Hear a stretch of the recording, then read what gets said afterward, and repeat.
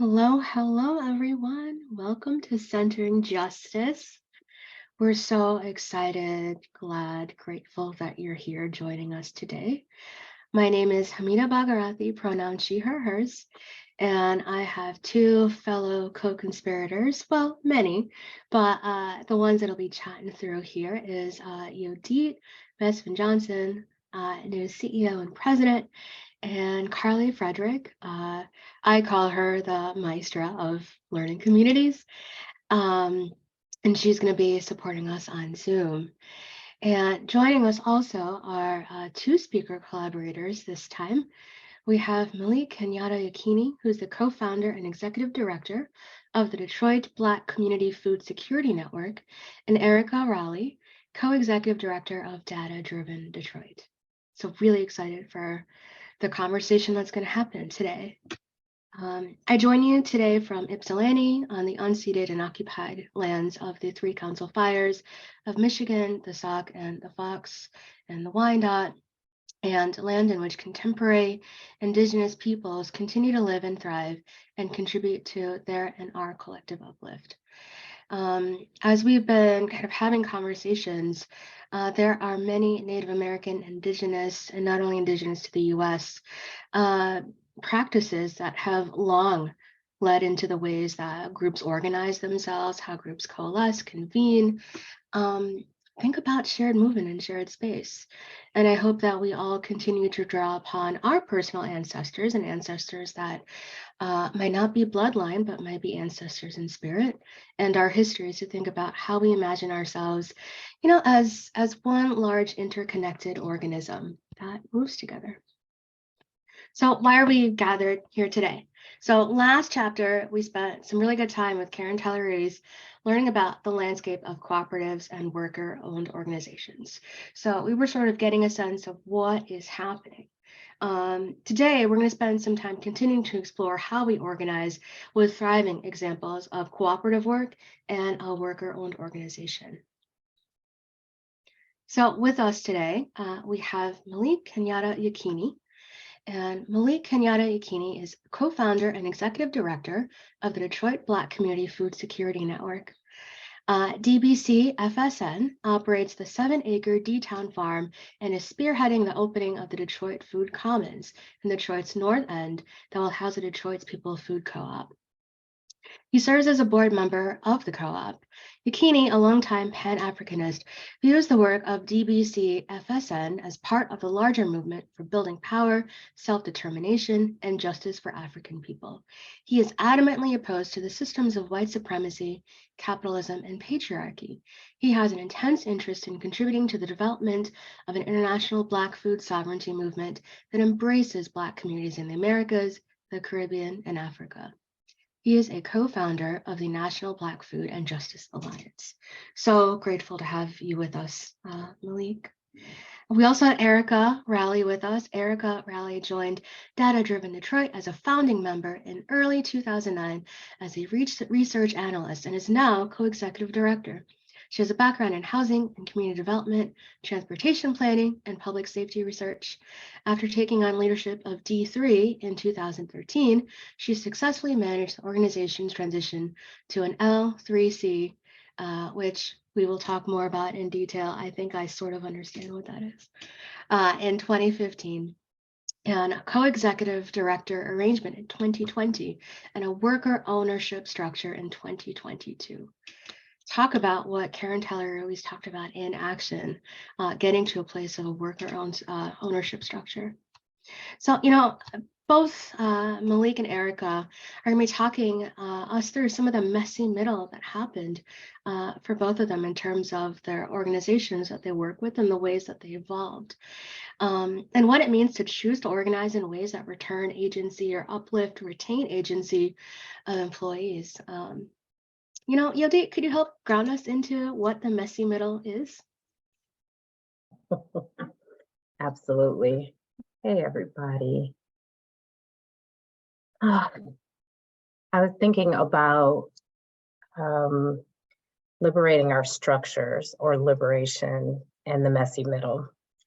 And we are and have been navigating structures, organizational structures, systemic structures, state structures that were designed to maintain supremacy, othering, and many interlocking systems, including capitalism. And because of the lack of alternatives presented by the state, the market, the pressure on community leaders is there to find the solutions. And I would say that compounding pressure, particularly as we emerge from the most acute forms of COVID and try to think about what our futures look like, perhaps more than ever, demand for us to respond in strategic ways. And when I think about the sort of season that we're in, I get this visual, in the movies where there's like the big fire breathing dragon, and the dragon is like wagging its tail all over, it's threatening the castle, it's threatening the people, and there are the warriors that are sort of, shooting the arrows or what have you, right? And it's fighting, right? And it's lashing out. That is the sort of visual or metaphor that that I feel like we are trying to slay this proverbial dragon, even as it breathes fire, calamity, precarity, and you could, sort of insert climate crisis, human service and people crisis, immigration crisis, crisis of war, crisis.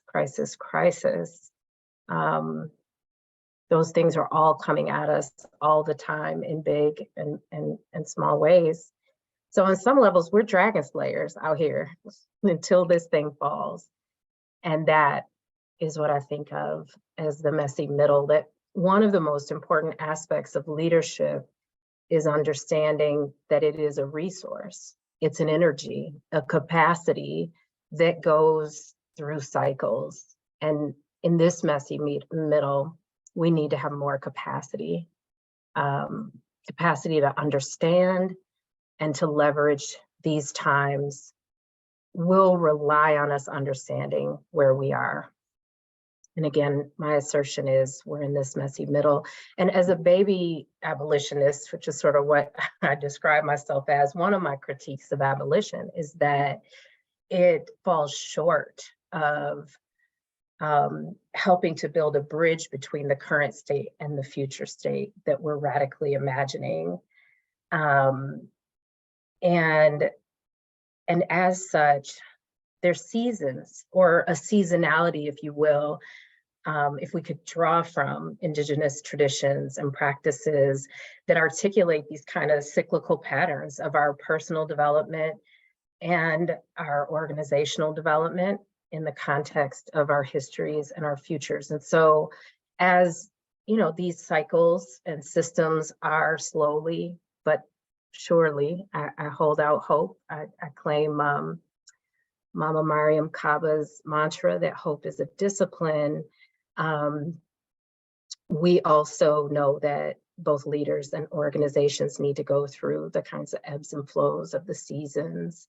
And so, and to bring and to begin to see different vehicles, different ways of moving, if you will, understanding where we are. So in this season of messiness, one of the questions we can ask is how might we liberate the structures that we know we're navigating that lock in these systems. And I'm so delighted that Malik and Erica are with us, because I think that they are in their own right sort of sense makers for practical ways that we can do that. But I also know that they carry deep values and purpose in their work that is also essential within leadership. So I'm excited to get into it a little bit, to hear more about the things that are on your minds, to hear your thoughts around how we navigate this messy middle and how we continue to strive towards a liberated future where we can all thrive, operate in our purpose. So thanks for being here. Thank you so much for that contexting, that bridging for us, Yodit. One thing that we like to spend our time on in CJ is affirming that we are seeking nuggets of wisdom, stories, knowledge, advice, goading, encouragement. And we also know that our speaker collaborators are full ass whole people as well, right? Like we all have the things that we shine the spotlight on in terms of like work or career that I talked about in the bios, and there are other complexities to us. So, we want to hear about, sort of like your whole self when you come into the space, Erica and Malik. Like, what are some identities or communities that you're drawing upon as you enter this conversation, or also help like inspire and motivate you in this work? And if you could share first, Malik, and then Erica.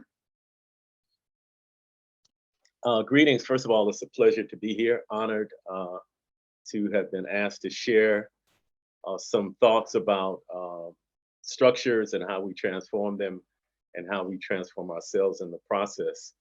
I'll start by saying that I am a spiritual being. I see my life as primarily spiritual. Clearly, I'm housed in a body at this point in time.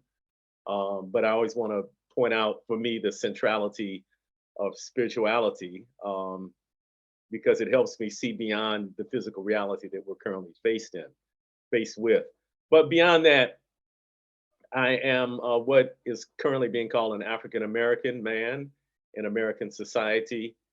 And I have been shaped by that reality. I've been specifically shaped by the reality of growing up in the city of Detroit, primarily in the 1960s and 70s, and being influenced by all of the varied factors that emerged in Detroit during that time period. In fact, I'm very thankful to have been influenced by kind of the tail end of the 1960s and a lot of the radical thought that emerged during that time period. And I've been able to carry that with me throughout the rest of my life, and it continues to influence the work that I do, although I'm not stuck in 1969. There's some things we need to leave in 1969, and there's some things we need to bring forward into the current time period. So those are some of the factors that influence and shape who I am.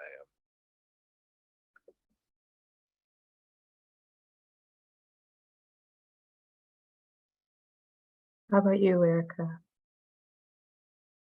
Sorry, just absorbing. Thank you all for having me here, and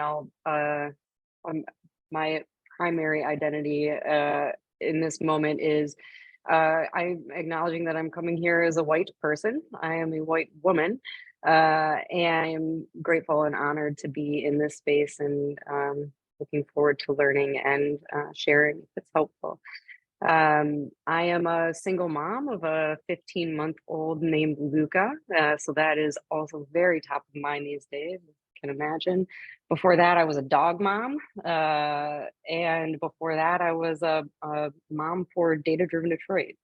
I am a co-executive director. I'm a worker owner. I'm an analyst at heart. I am an educated person. I am solidly middle class and very lucky to be so, and I still bring forward my childhood experiences of not being middle class and being raised by a single mother of two. And today I am also a person with back trouble, so please forgive me if I'm wiggling or moving between sitting and standing, as I'm sure there are people out there who can relate. So that is what I'm bringing with me today.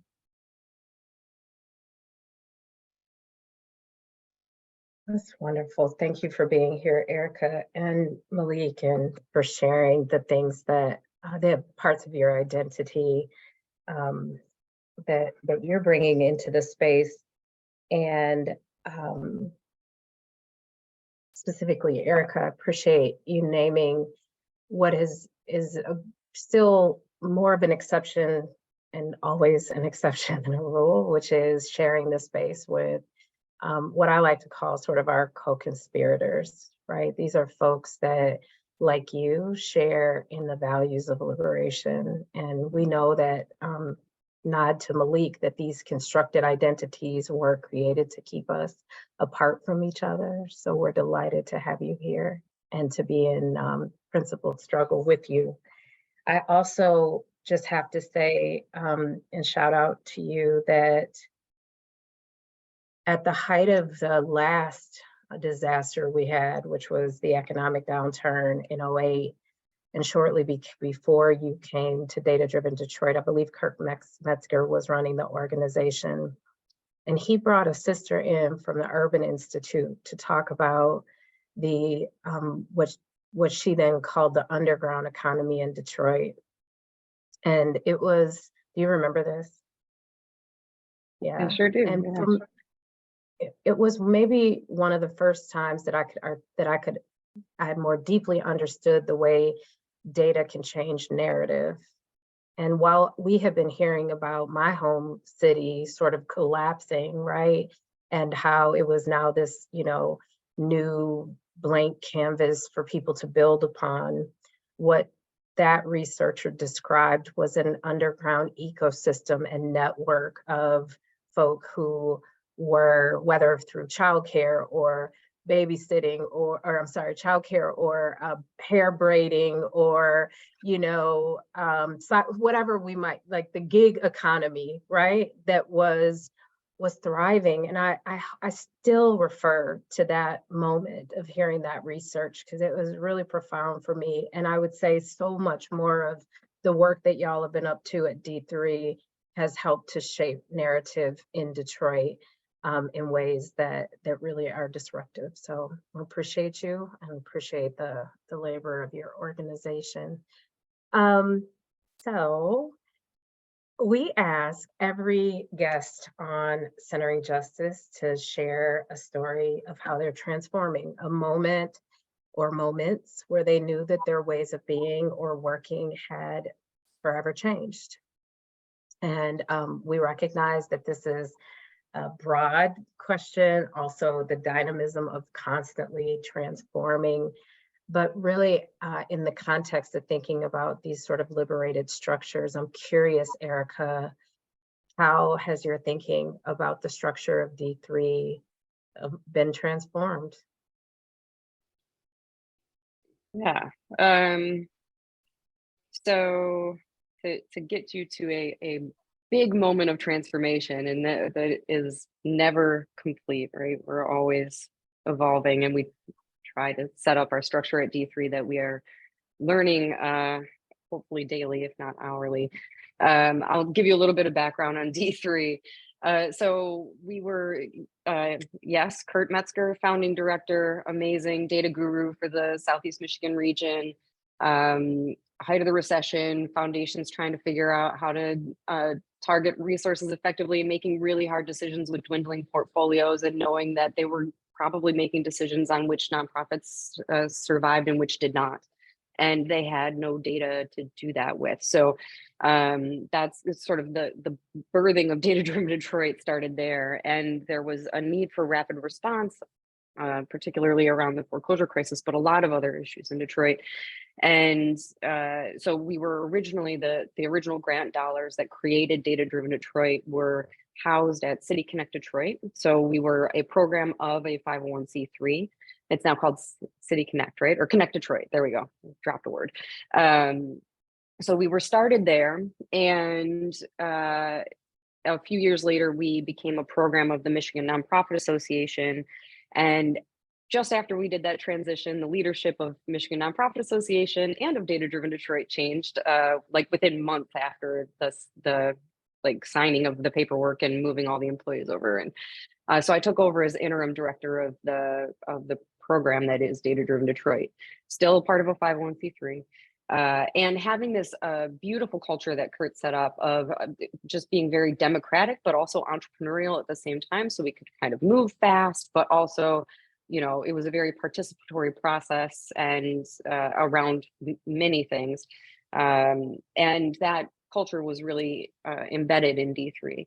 So then I took over and started having to make some decisions about the future of Data Driven Detroit, and feeling inclusive around that process, absolutely, we finally decided to move to this low profit limited liability structure. And what that would mean is that we would need to terminate all of the employees from M&A and hire them into a new structure that is a L3C officially with the state. And that's a social enterprise is the colloquial term for that. And in that process, we had to move really fast on a bunch of things, including making some additional hiring decisions. And as a young leader, I really let the ego get the better of me. My own ego got pretty full, and I started making quick decisions without engaging my team. And especially around hiring, when when those choices started blowing up in my face about 6 months later, I was absolutely humbled and knew things that really needed to change.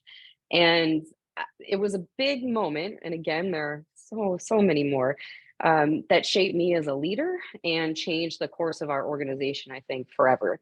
For example, we now involve every single person on the team in the hiring process at different points. We do a core competency exercise to even just examine where are we as a team right now in terms of the competencies that we have, where are we going as an organization, what competencies do we need in order to meet those goals that we have for our organization and for ourselves.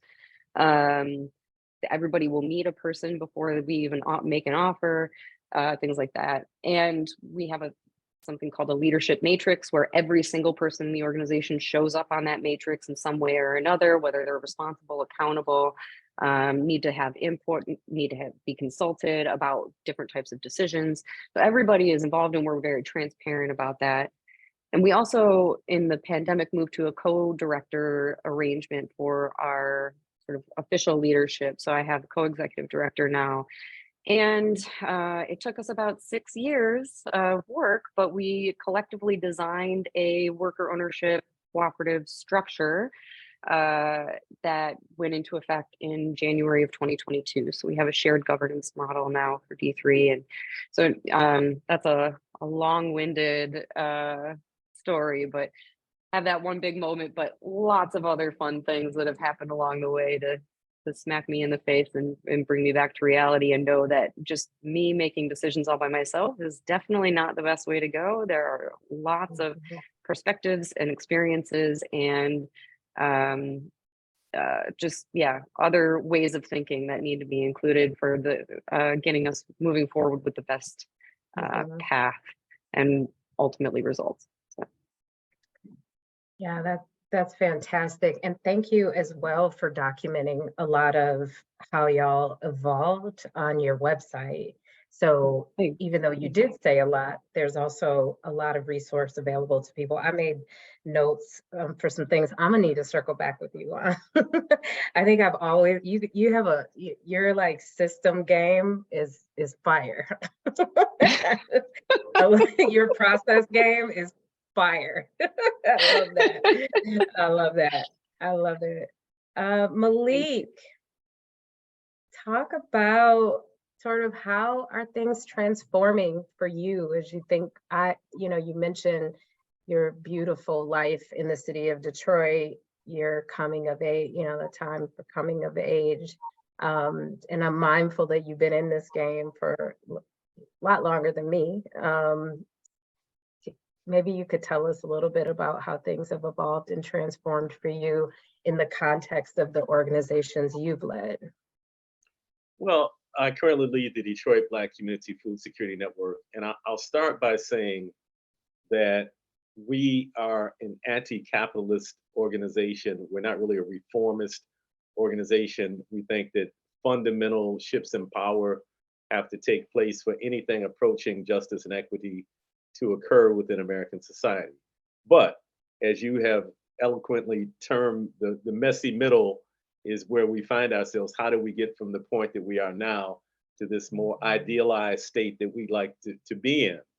And so in the meantime, we utilize the various structures, the legal structures that exist within American society to do business.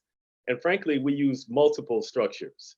Our kind of parent organization, the Detroit Black Community Food Security Network, is a 501c3. Not that we are wedded to 501c3s or that we think 501c3s are the road to liberation, but they are a tool that, in our estimation, can be used to accomplish certain things. So we utilize that tool. We also initiated the Detroit People's Food Co-op, and per Michigan co-op law, since we are a nonprofit initiating the co-op, we appoint a third of the 9 members to the board of the Detroit People's Food Co-op, basically so that we can make sure that the mission of being focused on serving Detroit's African American community and making sure that the leadership of the co-op remains Black and dedicated to, majority Black, let me say that, and dedicated to focusing on uplifting Detroit's Black community. So the co-op is a cooperative structure that has currently more than 1,800 member owners, and those member owners elect the other 6 members of the board of directors that determines what happens with the store that's coming into being. But then we also co-own an LLC, the Detroit Food Commons LLC, that we co-own with our development partner, Develop Detroit. And that is the entity that we used actually to build the building that we're currently constructing, and that will own the building that the Detroit People's Food Co-op will be located in. So I'm not sure I would say that we really transformed structurally, but we have tried to strategically use various structures that are available within American society to accomplish various aspects of the work. Okay, I want to stick with that for a little bit. Can you tell me how your socio-political thought was shaped by coming of age in Detroit at that time, and how that's maybe influenced some of these other pieces that... Sure. So I'll go back to 1969 again, because that was definitely a transformative year for me. And, I'm sure that the people watching the podcast, some, I'm assuming, because they have gray hair similar to mine, lived through that time period, and others, I'm sure, have studied that time period. But the 60s, of course, were in many ways a turbulent time period in American society. Many of the values and mores and power relationships were being questioned. And I was 13 in 1969, which is often a significant age in many traditions, because you're moving from kind of childhood to young adulthood and beginning to define who you are and your relationship to the world. And so in 1969, I was attending a school in Detroit called Post Junior High School, and many things happened at that school, but I'll focus on some of the things that were the most transformative. And one thing that happened is our teachers, 2 of the teachers at the school, combined their classes together and played Malcolm X's Message to the Grassroots, the entire LP recording. And so for me, that was definitely a transformative moment. And from that point through now, I've really dedicated myself to uplifting the Black community. But it also transformed my diet. One of the things that Malcolm X talked about in that speech is the difference between what he called the house slave ate and the field slave. And the house slave, he said, ate high up on the hog, and the field slaves, which were, and I don't like the word slave, but I'm trying to paraphrase what Malcolm said, ate the leftovers, the hoof, the snout, the tail, and the intestines or the guts. And the reason that struck me so profoundly was because at that time, my very favorite food in the world was chitlins, or what they call in the store chitterlings, and which are the intestines of a hog. My mother made them once a year, basically on New Year's Day, and I loved them.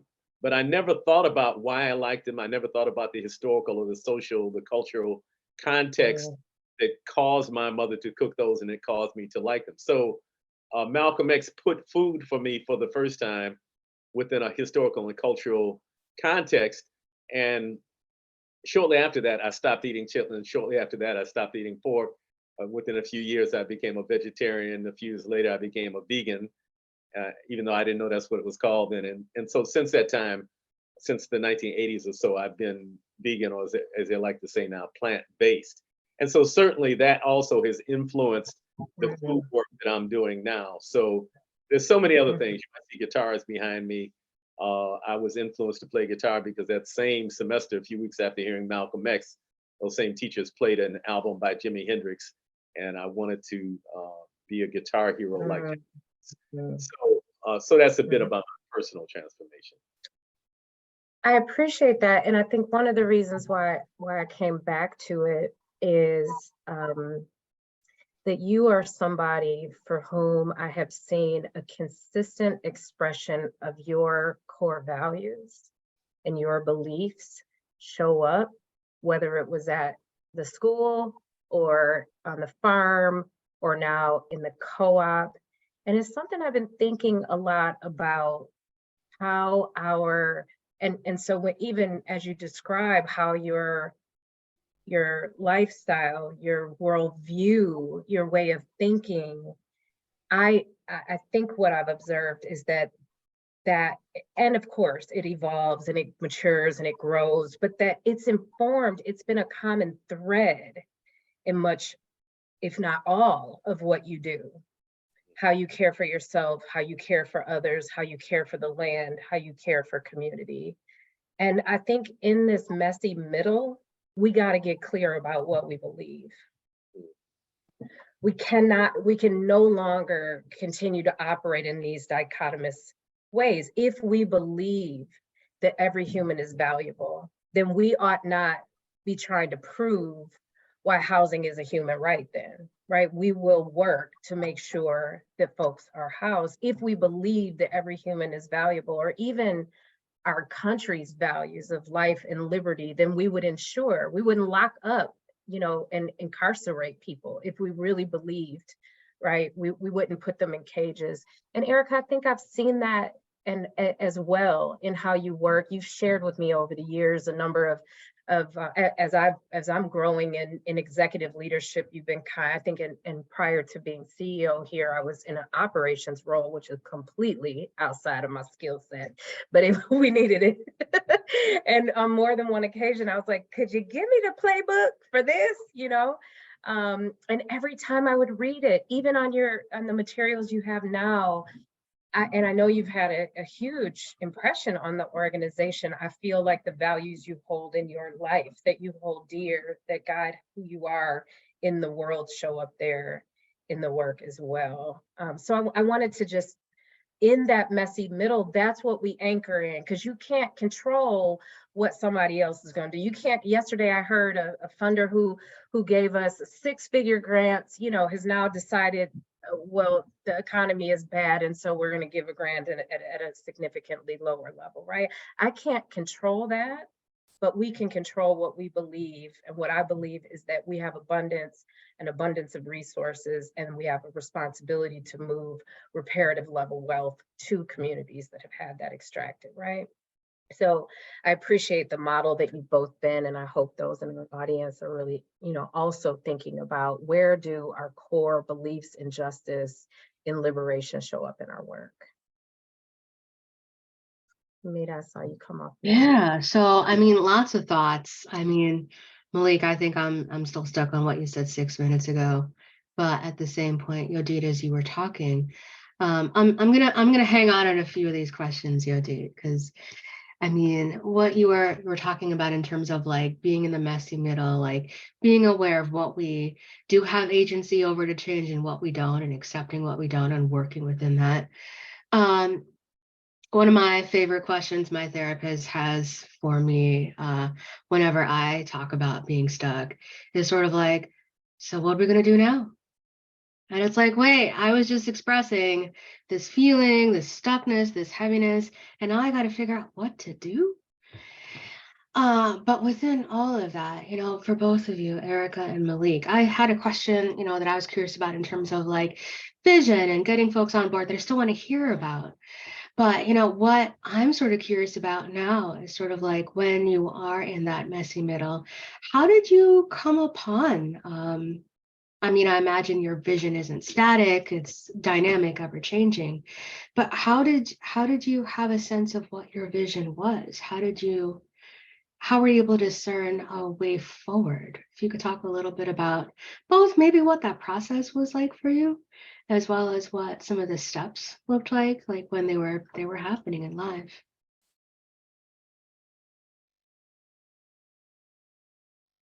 Malik's gonna make me go first. I feel it. Um, so, I mean, in part, I feel like, so to me, it feels kind of simple and easy because Kurt had such a great vision. I mean, that he really did. And I think the how and the exact steps of getting there change as the landscape changes, right? Who could have predicted a pandemic? Who could have predicted like shifting funder priorities, or which nonprofit would have enough resources to do whatever, who would be in office, all of these things. I mean, there's like the what of it, it changes all the time, but that vision of every single person in this region should have equal access to information, equitable access to information, the ability to interpret that information to make good decisions for their own lives and for their neighborhoods and for their cities. That was so clear and so perfectly aligned with where, so I was at Wayne State's in the Master of Urban Planning program when Kurt first landed these grants. And I chased this man down. I was like, this is what I'm screaming about in school. Like, you need to hire me, and somehow talked him into it. Thank goodness, because it was the dream. It was the dream for me. And I think that we've attracted an incredible array of talent from locally and from, in some cases, far away over the years, that all kind of bought into that central vision, right? Which makes it a lot easier. And then trying to make decisions in the now, that is, I don't know. I feel like it feels much less complicated these days than it did back then. Everything, like back when I first was sort of responsible for making these decisions. Now that there's other people sharing in that process with me, which is obviously, as we talked about, been a deliberate exercise that I think brings a lot of benefit to the organization. We, like Yudit said, we have processes. We have things like a strategy screen that says, here's the series of questions that we're going to ask ourselves before we decide to take on work or accept resources from a foundation who inherently has power in the system. So how do we own our space, like our power in the space, which is the ability to say no to taking on work or presenting data in a certain way or whatever.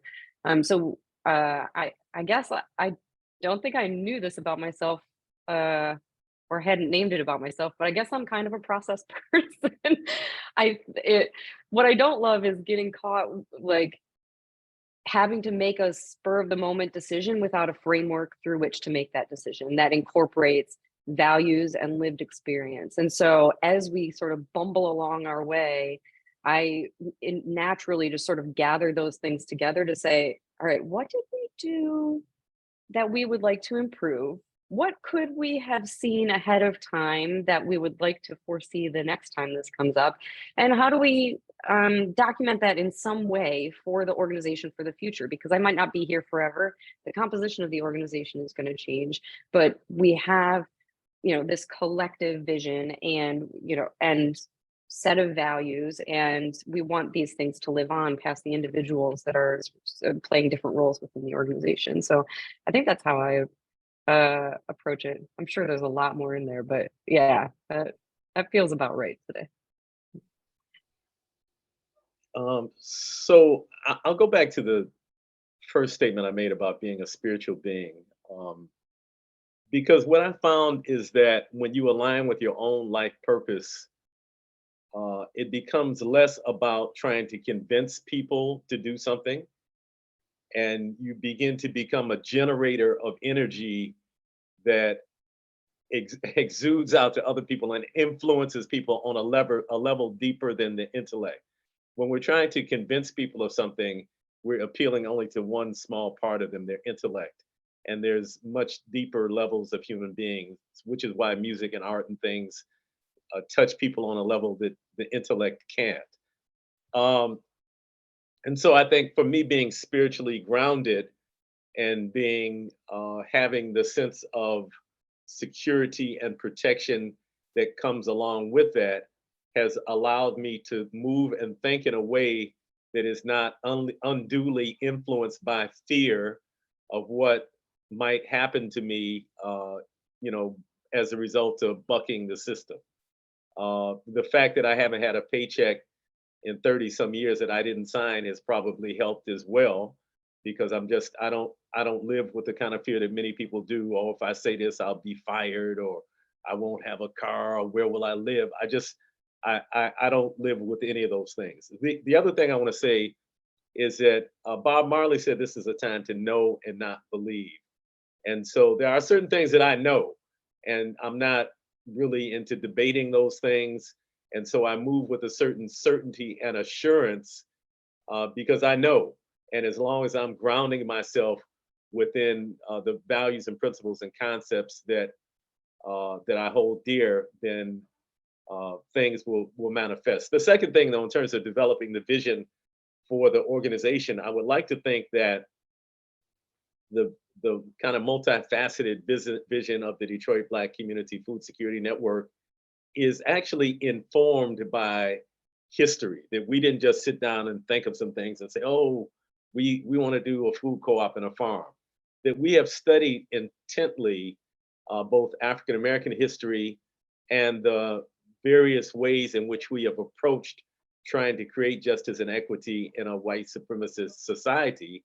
But we've also studied traditional African cultures and the precepts and values that emanate from those cultures. And so all of those things inform our vision. So it's really a collective vision that is shaped by both the people who are doing the work now and our analysis of where we are, what we're up against, but it's also shaped by those ancestors who engaged in similar struggles in the past, and we see ourselves as kind of a link in that chain, continuing a historical struggle.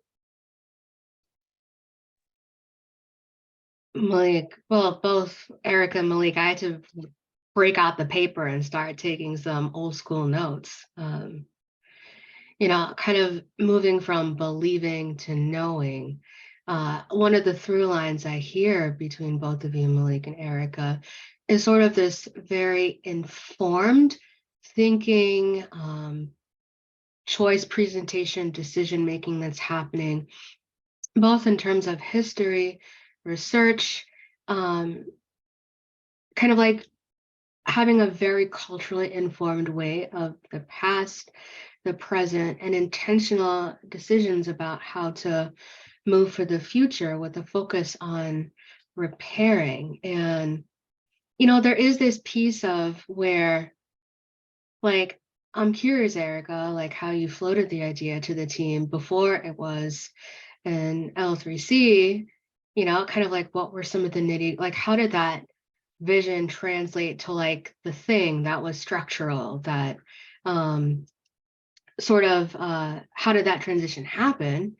And, you know, Malik, I hear you about like not seeking to like convince people, but just resting in that security, that spiritually and energetically, there is going to be that piece of alignment between folks coalescing. But I also heard you talk about collective vision. And, you know, as someone who has worked with groups in the past, sometimes it's real hard to get folks on a collective vision. So I'm kind of really curious for both of you, sort of like when the rubber hit the road in the real messy middle of vision to like creating, helping, informing, doing the thing. Like, could you talk a little bit more about that? And Yodi, I saw you come off mute, so feel free to add whatever grounding you might want to too. Well, the vision to strategy came to my mind. And I really would like if y'all lift up the hood a bit, because I'm curious about how that vision gets implemented in strategy.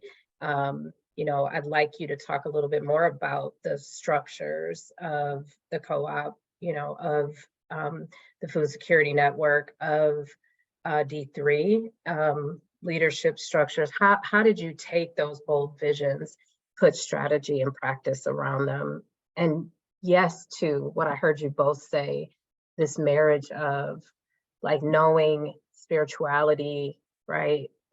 Ancestral guidance and process for future generations, right? I saw a bridge between that, and I appreciate that. How do we ensure that those things can be carried forward? And I was just going to say, because of the way that Malik laid it out earlier, the different structures that are for different purposes, I am actually very curious to hear from Malik about, like, how did you decide that this was exactly the right thing for, like, the right vehicle for this particular thing?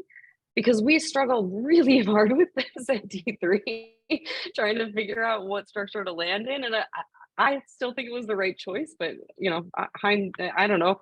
I could have been something else. And so if you wouldn't mind going first, I would also really love to hear your answer to this. Sure. So let me say that when we started the Detroit Black Community Food Security Network in 2006, we were not a nonprofit. In fact, we operated from 2006 to 2010 without having nonprofit status. I think we had a DBA or something like that. And all the money that we got, we didn't get any grants. All the money we got was from those of us who worked jobs, were putting in money, and members were paying dues, and we were putting in sweat equity. So it's not that we're wedded to the 501c3 structure. In fact, I'm very glad that we functioned for the first 4 years without that. We were approached actually by the Kellogg Foundation in maybe 2009. They said, we've been watching your work. It seems to align with the type of things that we fund. And so, we thought about it, and we decided to become a 501c3 because, there's certain benefits that affords in terms of being able to get grants and increase your cash flow and things like that. So again, not that we were wedded to the structure, but it enabled us to do a particular thing. And so, so we've operated under that structure since that time. But what we've done always is really superimpose these collective and cooperative values over or within the nonprofit structure. And so in our organization, the power really lies at our membership base. We have about 120 members in addition to the staff and the board. And so the power is at the base. And we've always wanted to maintain that community-based aspect of our work and the democratic aspect where the people who are the members can make the decisions ultimately about what happens. Even within our staff, we operate very collectively. Very seldom does any staff member make a decision individually, but it's usually done in conjunction with other people who are in relationship with that work. We have tried to develop within the Detroit Black Community Food Security Network what I call a culture of critique. That is that we want to encourage everyone within the organization to always bring their analysis, and that everyone in the organization, beginning with me as the executive director, is subject to critique.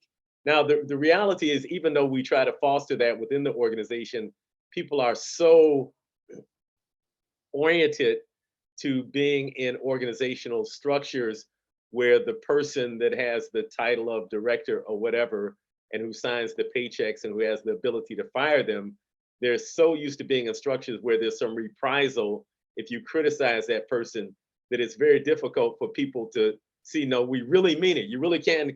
In fact, I encourage you to critique me, to critique everything that we're doing, because that's really how organizations become sharper. Really, this kind of approach I developed as a result of being in political organizations in the 1970s that practiced what we call criticism and self-criticism.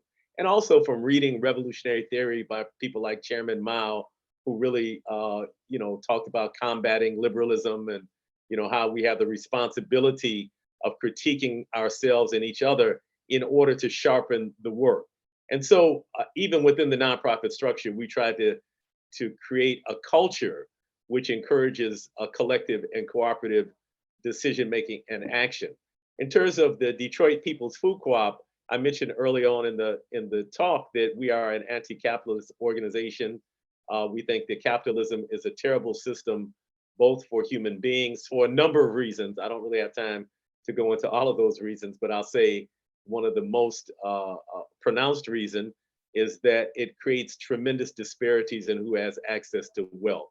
And as was pointed out in this country during the Occupy movement 10 or 12 years ago, about 1% of the population in this country controls something like 90% of the wealth.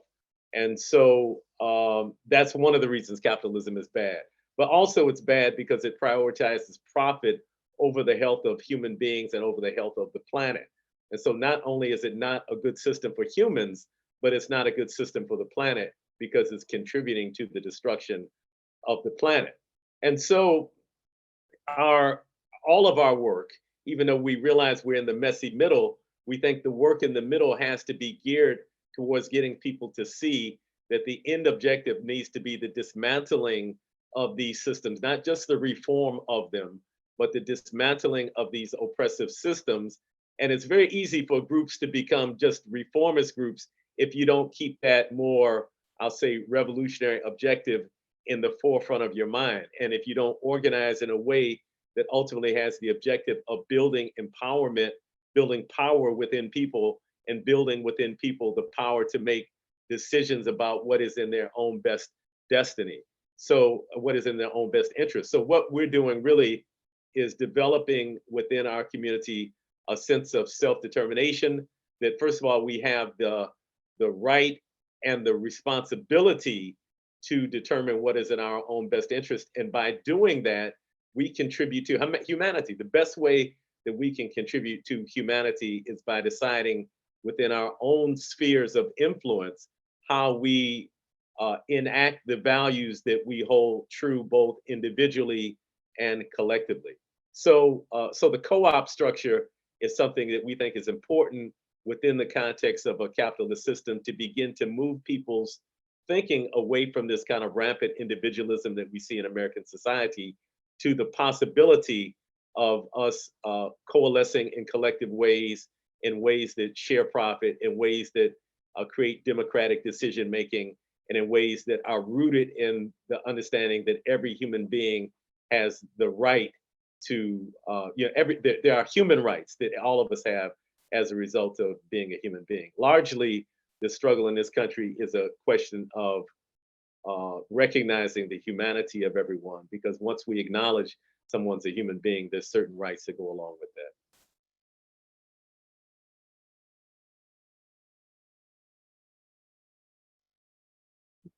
Really beautiful. I just appreciate, Malik, how much you bring your heart and your soul and your spirit to this conversation and to, it sounds like, everything that you do. It's inspiring. And thank you for sharing.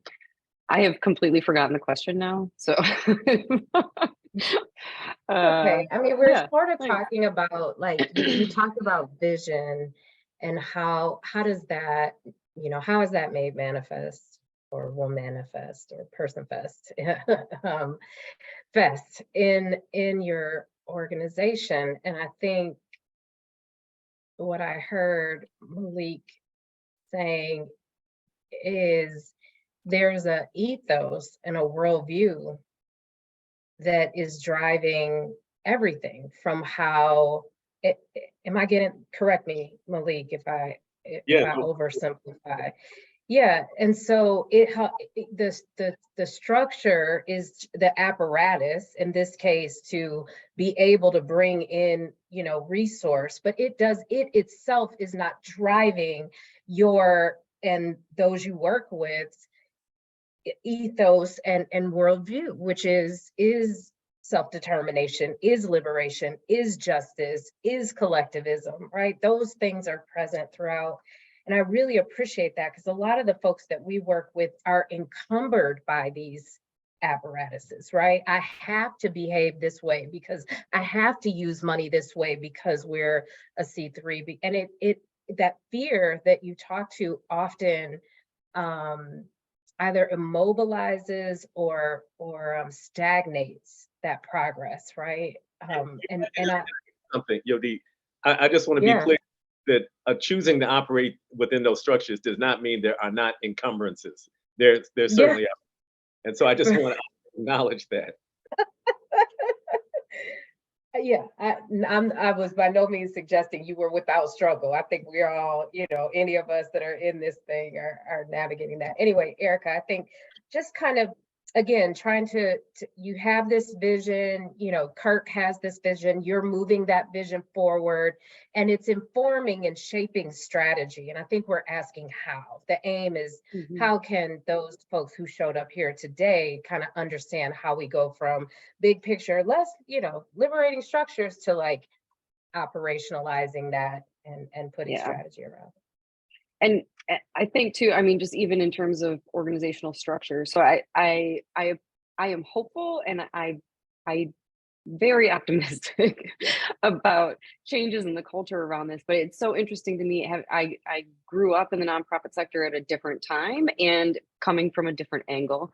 And when I started at D3, I was a bartender before all this. Like, I didn't know anything. I went to urban planning school, and for the first time ever learned what zoning was. I was already a homeowner. Like, so my worlds were completely different. So everything that I've learned has been since like 2008 or something, and that I bring that to this equation. But I also, it was at a time when the foundations were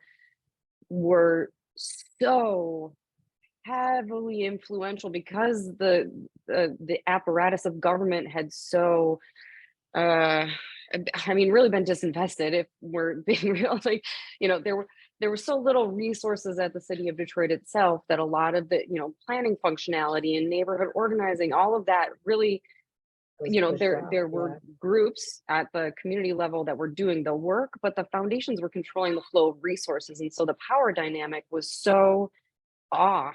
And I think it is changing now, but my experience has been that the foundations really get to drive what's going on based on, the whim of the day, or the new fad in philanthropy, and the new language that changes every 5 years. Oh, we used to say it that way, but now we say it this way, and whatever. I think ecosystem became the word of the year for like 5 years running. And anyways, the moment of data-driven Detroit's emergence from being part of a 501c3 and then moving into this L3C, what happened really in the background is a couple of foundations said, you need to work with this financial advisor to understand if y'all are financially sustainable on your own. And it took a year and a half or 2 years to work through that process and convince all of the different actors that were going to potentially still be funding us after. Some people, there was an exploration and actually an intent for the foundations to actually own Data-Driven Detroit at this emerging point. Instead, what happened is that everyone kind of backed away at the last minute, and I ended up owning D3 at the last minute because we had already announced that we were changing to this L3C model. And so there were so many other things going on in the background there. And I feel like, that decision for us was trying to keep the staff on the same page of like, this is why we think we need to go this way, as opposed to these other potential decisions that we could be making, and move into a 501c3 model, move into a straight up for-profit model, move to an L3C model. And also getting our advisory council on board, our funders on board, M&A, of course, they technically were stewarding D3, they own D3 and were responsible for it. So there were lots of different actors, and I would just call it, that's like the embodiment of messy middle for me. And so how do you tactically operationalize that? Like that, it was a slog, and it took a lot. And I'm sure I would do some things differently as a more experienced person today. But that to me, it's just different. And then now I'm seeing these days that, I think foundations are in some cases sort of stepping back and listening more, and collective voices in the nonprofit sector can actually come together and ask for it to go a different way. And anyways, it's I'll stop there. It's a weird time in our history, and it's got a lot of emotion to it as well. So oh, that's good. We always save a little bit of time for our Centering Justice, community to be able to ask questions, and I saw one come through from Lauren. Hamida, did you catch that? Yeah, so we have two, one from Judy and Lauren.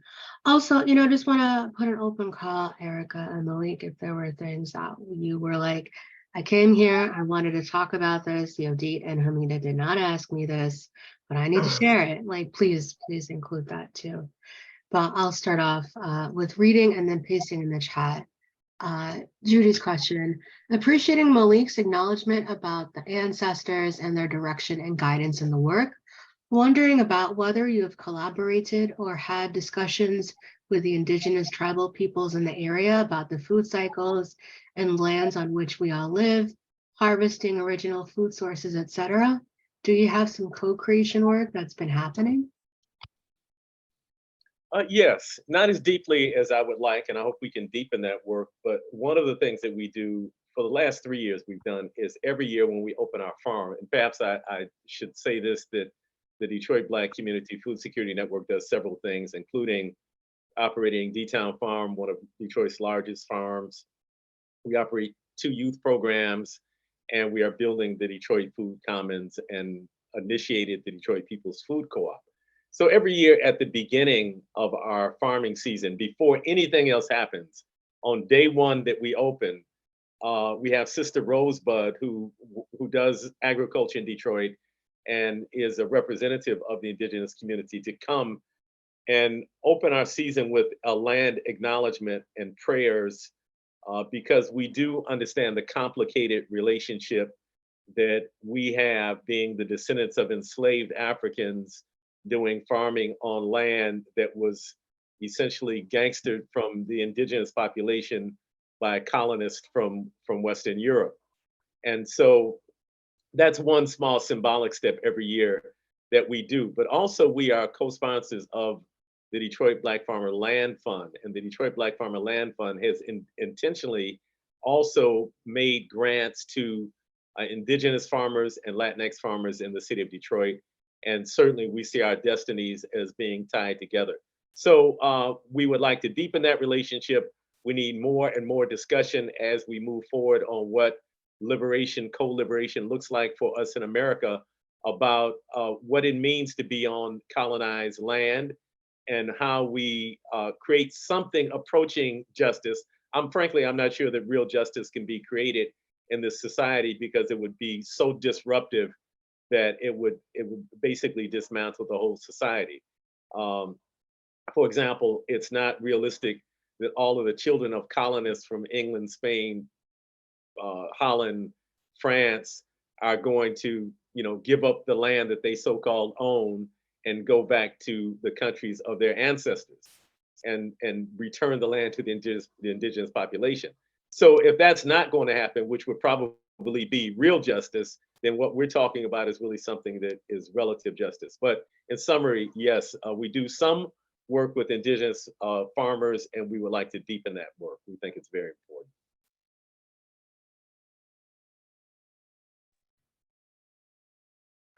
Thank you for that. Before we move to the next question, I see some more coming in. We've kind of alluded to some of the challenges that y'all have been up against in operating multiple different structures for doing community level work. And I think that sometimes we can glamorize those things. Erica, something you said made me think about what's been hard. And if you thought about that in terms of people come, I think, to these dialogues for food, for how can I act upon these visions of, or radical imaginations for freedom, for humanity, etc. And I want to make sure that we're not just glamorizing that, but that we make it irresistible, and also that we can share lessons that we've learned, or and that we've been able to glean from moments of challenge and triumph. So kind of curious from both of you, if as I wish I was sort of sitting at your feet, like give me, tell sort of, can you help me mitigate, nah, I don't like that word. Just what's been challenging. Let's leave it at that.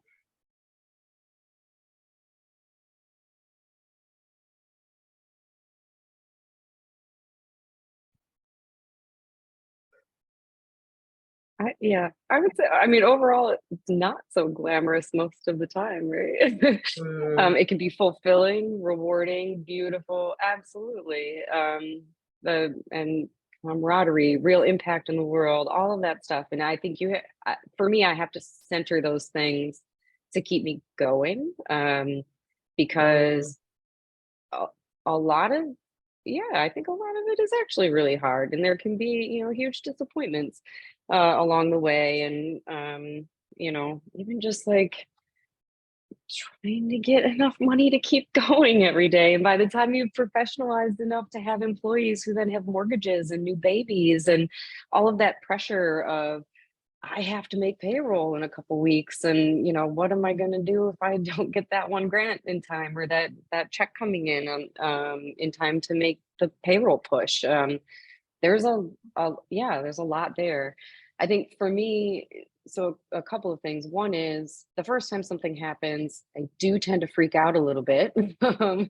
And then the next time it happens, I go, okay, I've done this before and we made it through and it's going to be mm. okay. So the panic moment shrinks. I just, every time an employee leaves for whatever reason, Come on, say it. Say that. it's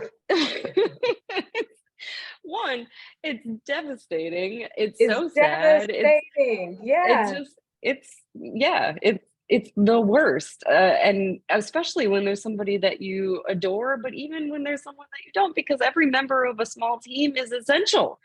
They're that's right. essential That's people. right. And what it means for Yeah. you is, oh crap, now I have to offboard this person. I have to take care of their feelings. I have to take care of my team's feelings. I have to take care of my feelings. I need to get them offboarded. I Mhm. need to put out a position description. Crap, do I have a position description? Do I need Right. to write a new one? I have to now find where's the recruiter's number? If I'm going to go that route, are we going to try to do it fast? Like, you got to make all the things, right? But now that I've done Uh-huh. it more than once, it's like, okay, and now we do this. I give my space more time to feel now, which I think is, I didn't before. It was more just like sheer panic um and yeah, disappointments and devastation. So time helps. And then also that there we have a really beautiful sector in Southeast Michigan, I think, and in particular in Detroit, where my own colleagues, but also my comrades in the sector are so supportive and willing to commiserate is the wrong word, but sometimes, I have some folks that I would do like whatever happy hour snacks with on occasion, to just be like, how are you? Can I help you in a new way? Like, and we could do that for each other on the good days and the bad days and all of them in between. And I think that companionship throughout can be very helpful in just feeling not so alone, because you're not at every level. I love that. I love that. Building power amongst ourselves. Mhm. Malik, this person, Janae, asked, what I hear in your guidance are the Kemetic principles: know thyself, distinguish knowledge and wisdom from foolishness, and build for eternity. How would you, or how have you guided folks to unlock the knowledge and wisdom encoded in their blood memories, both individual and collective? Very good question, and a very perceptive question. And when I mentioned earlier that our vision was formed not just from our analysis of our current situation, but by studying African culture and the precepts upon which African culture is based, definitely one of those systems that we have looked at intently is the Kemetic, or the so-called Egyptian mystery system, which is one of Africa's classical civilizations, in the same way that Rome and Greece were classical civilizations from which the rest of Europe emerged. So she also was very perceptive when she talked about blood memories, because these things, these principles are really encoded in our DNA. So, for Mhm. example, when ran an African-centered school for many years, and we had the approach that really education, which is derived from the Latin word educare, means to draw out. And so it's not really a process that we usually think about it when we think about schooling, of taking information and putting it in the student. It's more so a Right. situation where we're creating circumstances where the student can recognize what is already inside of them. And so Mm, these principles that are uplifted in the Kemetic system and also in many other African systems are encoded in our DNA. And so what we have to do is have situations created where we can recognize them and we can recognize how they manifest within ourselves. Now, part of what we have to do to make that happen is we have to decenter European culture and kind of the Eurocentric view of the world. One of the reasons we're not familiar with these concepts is because schooling in American society is predominantly a Eurocentric venture that uplifts the usually great men from Europe, and we hear very little about indigenous cultures. We hear very little about African cultures, about Asian cultures that have all of this cultural wisdom built into it. And so sometimes just exposing people that, people know that, there were great African civilizations that were built upon, all kinds of wisdom and knowledge, and then digging into what those things are. Sometimes when people begin to see that, they begin to, it feels familiar to them. There are certain symbols, in fact, I talked about reaching people earlier on a level deeper than the intellect. There are certain symbols that are kind of archetypes that speak to our deep subconscious when we see them. And so just exposing people to traditional cultures is one way that they can begin to become more attuned to those principles that she talked about from the Kemetic mystery system. I do want to respond to the question that you asked, and I'll try to do that quickly, and say that there was a book by a South African author, I forgot who wrote it, but it was called The Glorious Struggle. And so I want to uplift that while we certainly have challenges in our movement to co-liberate ourselves, there is a great deal of joy in that struggle as well. And we need to uplift and center that joy, because nobody wants to be involved in some drudgery for the next, 300-400 years. Oh, maybe one day by and by people will be free. People want to have joy in the moment. And there's a certain joy that comes about as a result of doing the right thing, of standing on principles and trying to transform society so that justice and equity are centered within the society. There's a certain amount of personal, you could say, fulfillment that comes when you align your work with your life purpose. Secondly, there are constant challenges. And when I think about challenges, I divide them into two parts. I think about the external challenges. And so there are ongoing external challenges related to capitalism, related to the system of white supremacy, and all the ways that those things manifest in American society. One of the most obvious ways they manifest is in terms of who gets access to capital. And so as we're building institutions in our community to transform those communities, it takes capital to do that. And often we don't have access to the capital that it needs to really do this transformative work. And then white supremacy or racism is also an ongoing phenomenon in American society that manifests in every institution at every level, even by people who are good people, who are not intentionally trying to be racist, but have not eliminated all of the vestiges of thinking associated with the system of white supremacy. But equally as important, there are internal challenges.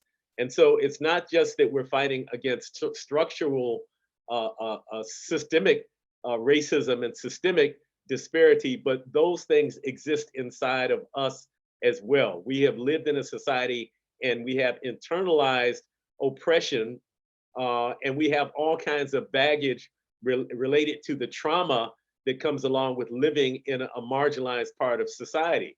And so we all, including myself, bring those to our organizational life. And so the struggle or the movement has to be twofold. It has to be focused on transforming ourselves.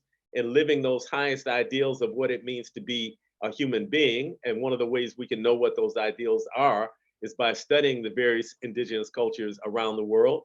And I would say for Black people specifically, studying African cultures. But then we have this other ongoing work of transforming the larger society, the systemic causes of oppression. So it's twofold always. Wow. That was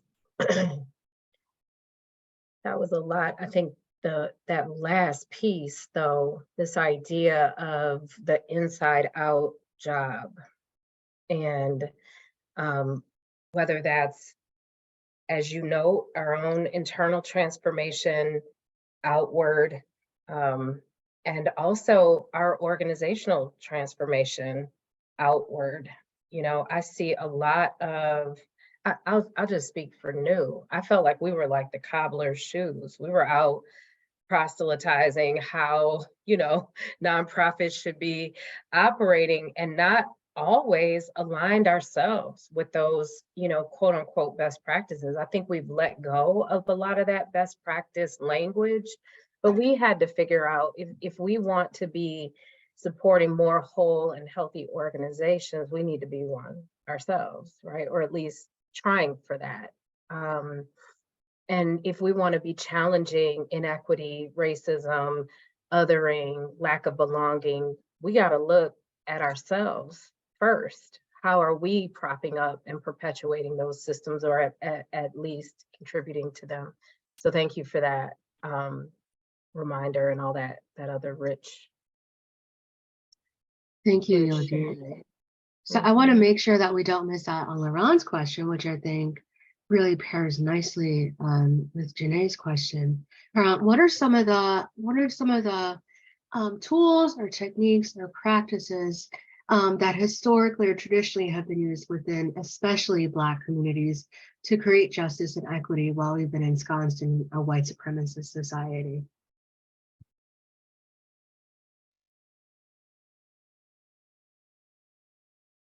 Would you mind repeating that question? I'm sorry, I was reading some things in the chat. I would not mind at all. Also, I put the question in the chat if reading is more helpful.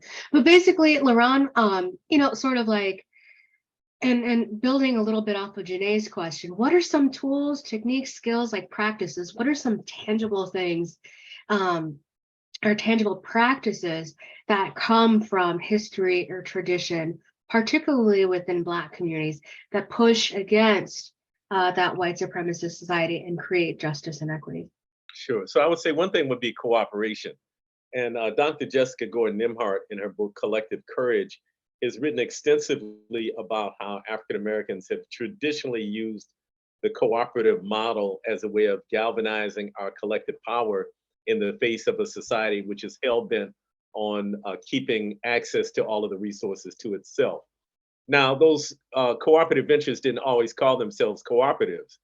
They might have called themselves mutual aid societies or by various other names, but what they were intended to do was to foster cooperation within one of the most oppressed segments of society, so that in the face of this tremendous power, we could have more leverage. And so I would say that cooperatives continue to be an important tool, but also learning how to govern ourselves, how to make decisions in a way which is democratic, where all voices are heard, where all voices are valued, is another important tool.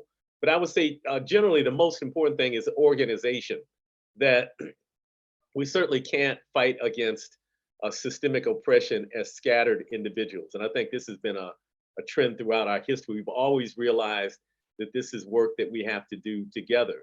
So whether it's, you know, women's groups in churches, whether it's Boy Scout groups, whether it's fraternities and sororities, whether it's political organizations, all of those add value because they bring us into a structure where we're now working collectively and learning how to make decisions on our own behalf. So all of those things I think have played a role in how we have kind of fought back against the systemic racism and systemic disparity in distribution of resources in American society.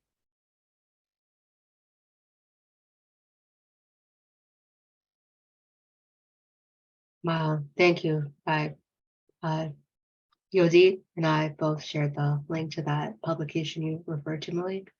My brain is full, and I also feel like my brain needs to work on some more.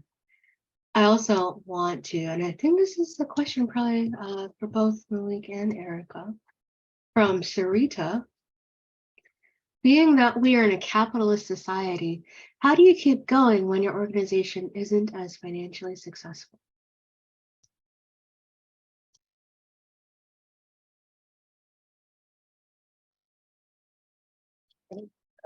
Yeah. I don't know if I'm the best one to speak on this. I mean, we were well resourced from the beginning.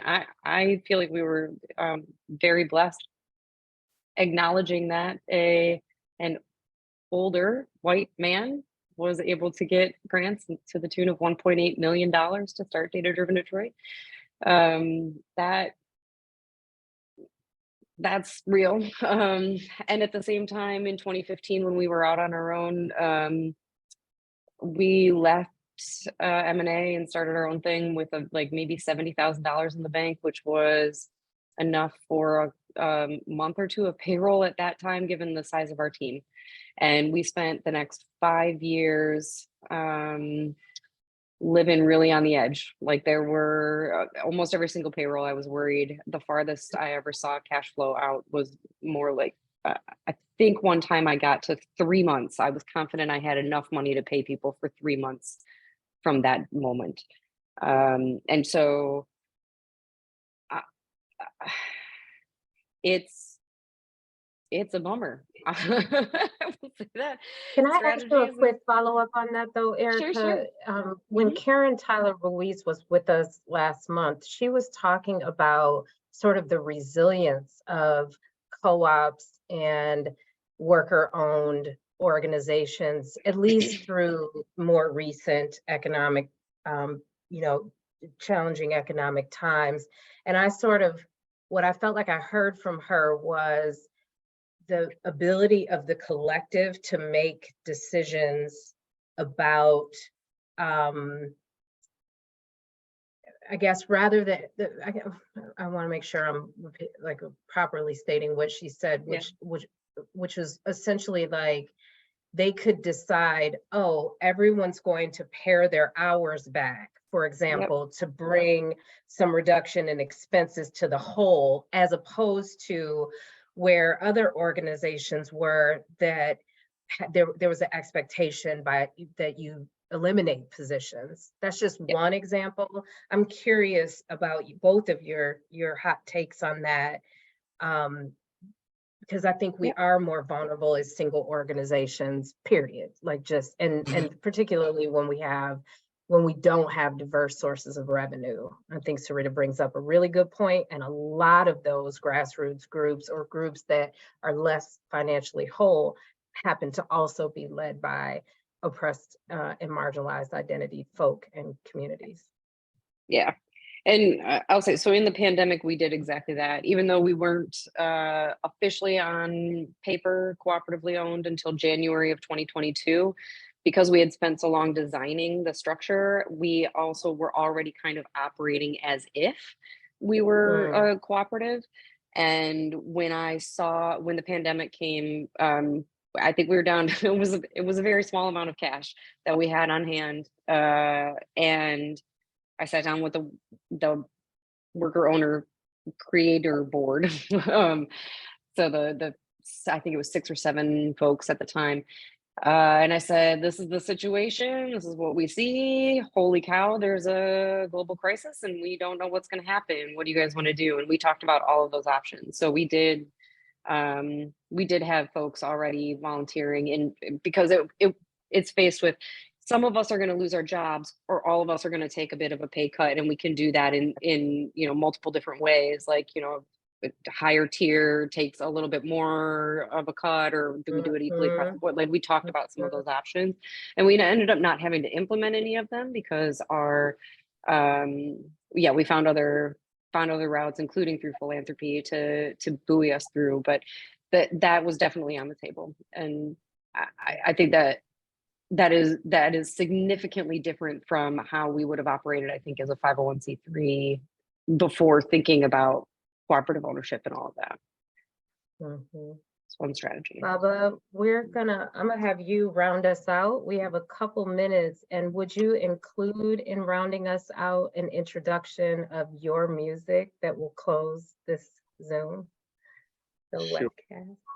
So maybe I'll start by saying I lead a band called Malik. We play in the southeastern Michigan area. We'll be doing something in Ann Arbor at the Ann Arbor Summer Festival, June 23rd. We do several things in Detroit. We'll be playing at the Concert of Colors. So Molly Wop, keep your ears and eyes open for that. And again, this is all aligned with the same values we've been talking about. We play music that is designed to uplift and to get us to think about our condition in society. So I mentioned earlier that we started in 2006 and operated until 2010 with no funding, and that I was glad that we did that, because when times come where money is short, we know how to move through it. And so our core group, at least I'll say, is dedicated to the mission of the organization beyond getting a paycheck. And so the reality is, in December of 2019, we were basically flat broke. I was literally borrowing money from friends and comrades to make payroll. In January of 2020, I had to reduce myself to quarter time, and there were only two other employees at that time. Our office manager was laid off altogether. Our education and outreach director was cut to half-time. The education and outreach director continued to work full-time in spite of only being paid for half-time, because her dedication goes far beyond the paycheck. Now, as it turned out, by March, money began to flow again. And as a result of the pandemic, we had many donations that were made to our organization in March of 2020. And then by August, September or so, we had secured more than $5 million in grants from local foundations for our project, the Detroit Food Commons. And so having a dedication to the mission beyond the paycheck, I think, is an important quality to move through the lean times that are sure to come. So I'm not sure exactly what song you're playing. You might be playing the same song you played at the intro.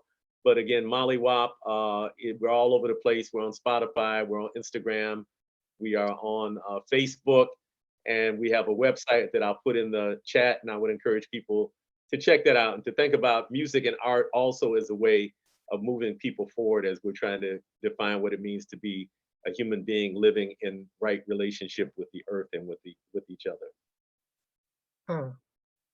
Beautiful. We have the website in the chat for you, Baba. Thank you. Thank you both. I could be here for 7 more hours, nourished by what you said, full. I'll be processing for the next few days. Folks, thanks for coming out.